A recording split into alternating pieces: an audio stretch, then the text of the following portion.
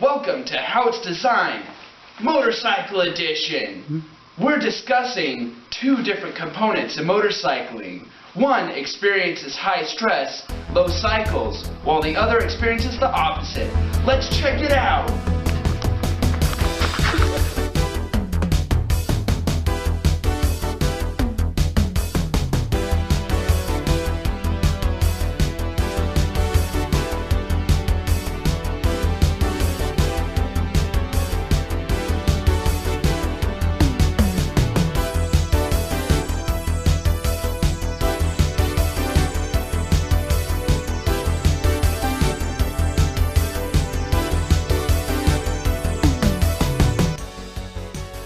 Motorcycle chains are an essential component of a bike and experience high cycles and relatively low stress. Let's look into the stresses a chain experiences under rapid acceleration.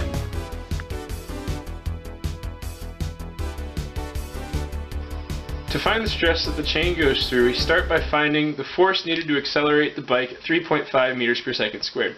Plugging in values to force equals mass times acceleration, we get that 875 newtons is needed to accelerate 250 kilograms at 3.5 meters per second squared. But this is not equal to the force in the chain because the two forces are applied at different radiuses. Next, we must find the torque because the torque is constant. To find the torque, we use the equation torque equals force times distance.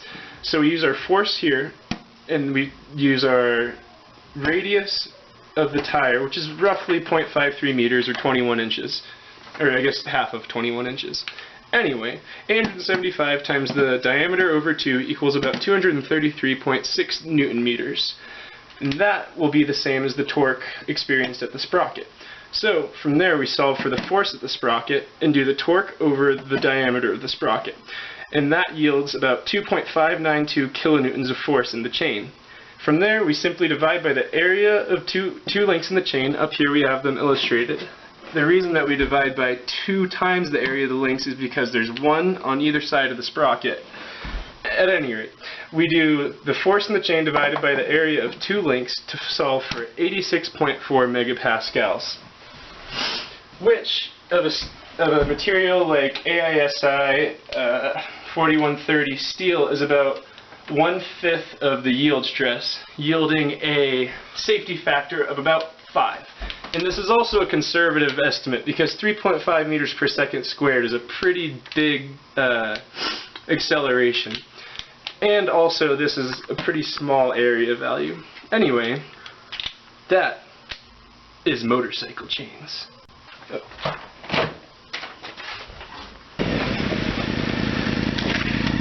Wanna ride it? Doing a burnout?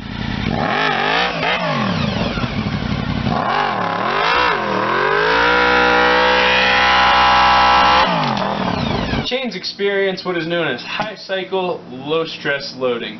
As you can see here, there is high stress in the top of the chain, and on the bottom part it's negligible. So, let's calculate the safety factor and life cycles of a chain. Considering we're working in metric units, like all this stuff up here, let's go with the life cycle of a chain being about 6,700 kilometers, which is right around 4,000 miles, which is pretty true to life. Anyway, so we take 6,700 kilometers, and we find out how many cycles that is of a chain. And up here we've calculated how long it would take for the chain to fail under the average stress. Down here we divide the two to find out the safety factor and life cycles is 6.8 times 10 to the 6th. Holy shit, that's big! To the garage! So let's take a look at why that's such a big number. Chains on motorcycles rarely fail by snapping. This one right here is kind of in pieces, but that's because we removed the master link. Not a failure, don't worry.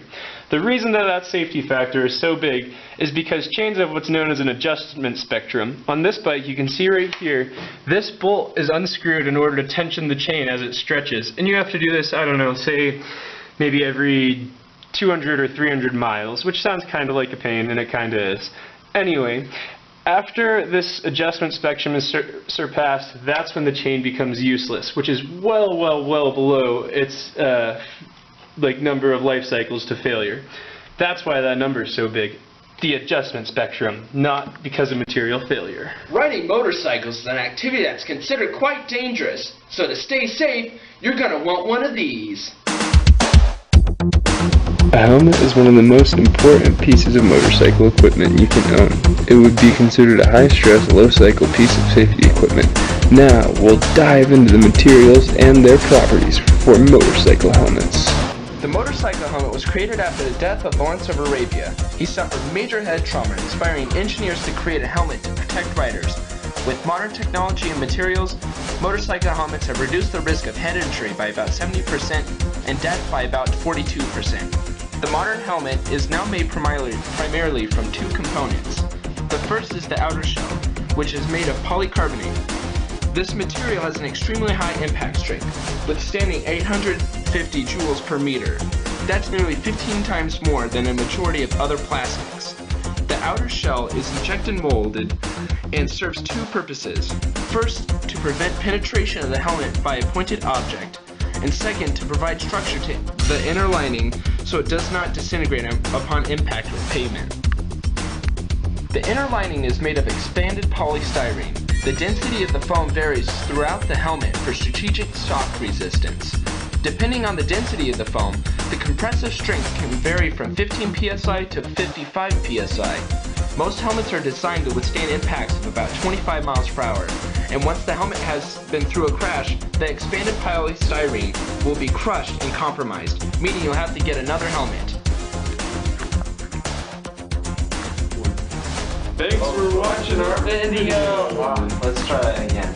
What are we doing? We're just saying thanks for watching our video, right? Yeah, in 3, 2, no. Thanks for watching our video. That's perfect. Okay.